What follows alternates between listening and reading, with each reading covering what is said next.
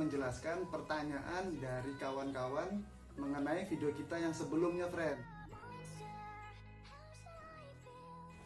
Mungkin sebagian dari kawan-kawan itu sudah ada yang mengetahui ya. Kontaknya nih, friend. Apakah sama seperti yang kedua atau yang ketiga tadi? Ternyata di sini ada 230. Nah, kali ini Mr. Electric akan membahas tuntas alat ukur tersebut, kawan.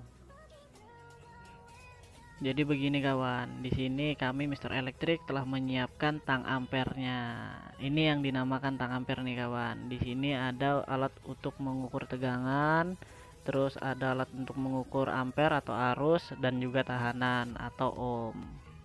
Nah, di sini ada angka 200 dan 600 nih kawan. Di masing-masing kecuali di tahanan atau ohm. Apa sih angka 200 dan 600 yang ada di sini? Nah, 200 sama 600 ini tandanya angka maksimal yang dapat diukur oleh alat ini. Nah, contoh 200 berarti 200 volt maksimal tegangan yang bisa diukur. Lebih dari 200 itu tidak bisa.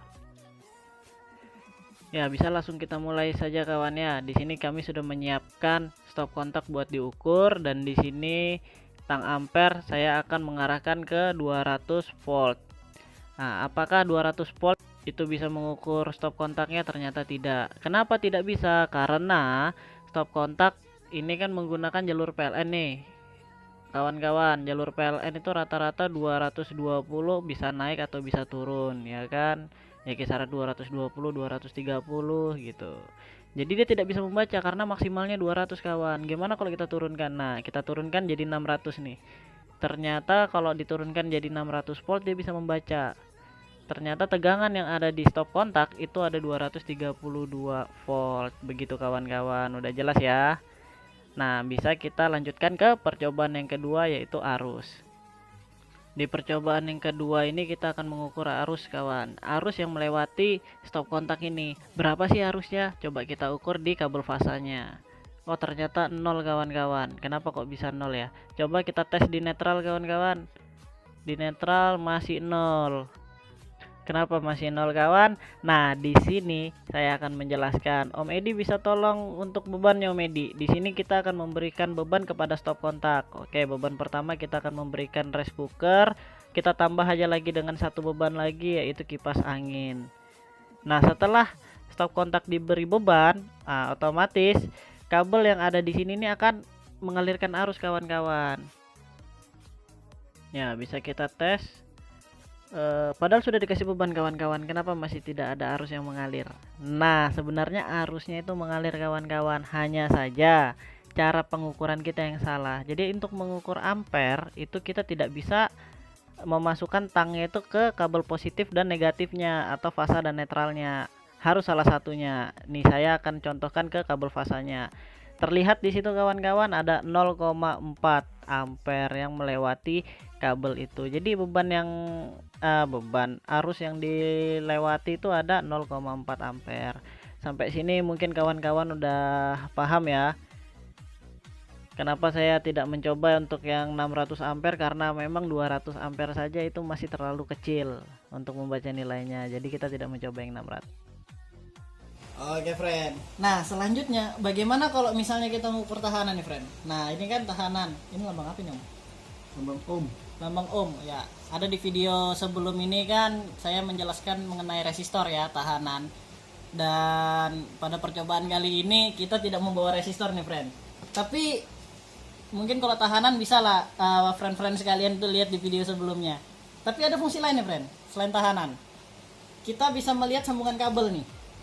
Bagaimana cara melihat sambungan kabel? Oke, akan dipraktekkan Om Edi. Gimana kalau misalnya kabel itu putus di tengah?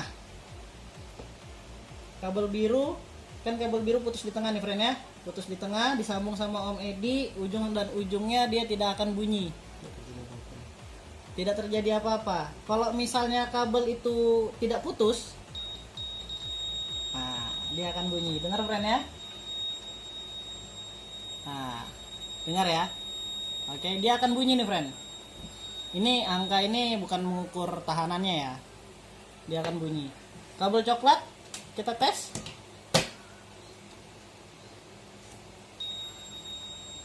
Kabel coklat akan berbunyi. Ini salah satu contoh untuk mengukur sambungan kabel. Kabel itu putus apa tidak tahu. Selain mengukur kabel, kita bisa mengukur alat-alat elektronik nih, friend. Nah, contohnya ini kita menyediakan MCB nih. Ayo, kawan-kawan ngelihat MCB-nya ya kan? Ayo tebak yang mana yang baik, yang mana yang bagus. Nggak tahu kan? Nah, kita ukur nih, friend. Nah, gimana Medi? Ukurnya Medi. Ini MCB-nya masih bagus teman. Kita ukur MCB-nya.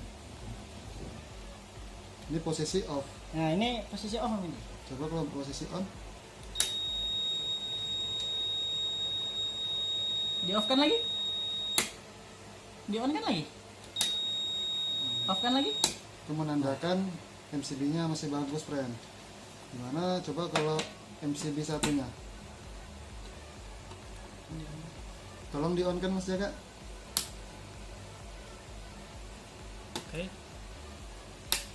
Oke. Tidak terjadi apa-apa, friend. Menunjukkan MCB ini rusak, my friend. Rusak ya? Jadi begini kawan-kawan, mungkin kawan-kawan sudah paham ya. Apabila kawan-kawan paham ya, kita minta saran untuk kedepannya seperti apa. Apabila kawan-kawan tidak paham, jangan sungkan-sungkan untuk komen kami, untuk kritik kami, karena kritik kawan-kawan itu dapat membangun kami. Mungkin sekian dulu video dari kami. Thank you for watching, see you, goodbye.